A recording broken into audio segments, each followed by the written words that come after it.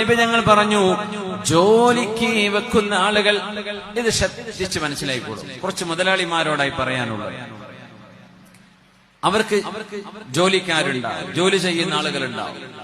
അവർക്ക് മാന്യമായ ശമ്പളം കൊടുക്കാതെ, അവരുടെ ഹക്ക് കൊടുക്കാതെ 1000-ഉം 10,000-ഉം ലക്ഷക്കണക്കിന് ജോലിക്കാര് ജോലി ചെയ്യുന്ന എത്രയോ മുതലാളിമാർ അല്ലാഹുവിന്റെ ദുനിയാവിലുണ്ട്.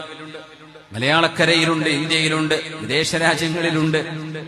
ഞാൻ പറയുന്നത്, ഏറ്റവും വലിയ കടപ്പാട് അവനവന്റെ ജോലി ചെയ്യുന്ന ജോലിക്കാർക്ക് കൃത്യമായ ശമ്പളം, തുച്ഛമായ ശമ്പളം കൊടുത്തിട്ട് നാട്ടുകാർക്ക് കോടികൾ സംഭാവന കൊടുത്തിട്ട് ഒരു കാര്യവുമില്ല.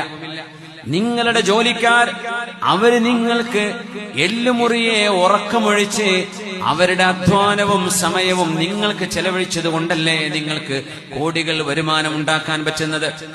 ഏതെങ്കിലും ഒരു വിശേഷപ്പെട്ട ദിവസം വരുമ്പോ നാട്ടുകാർക്കോ ഏതെങ്കിലും സംവിധാനങ്ങൾക്കോ നിങ്ങൾ കോടികൾ ഓഫർ ചെയ്യുമ്പോ, ആ ഓഫർ ചെയ്യുന്നതിന്റെ മുമ്പ് നിങ്ങളുടെ ജോലിക്കാർക്ക് നിങ്ങൾ മാന്യമായ ശമ്പളമാണോ കൊടുക്കുന്നത് എന്ന് ഉറപ്പുവരുത്തുക.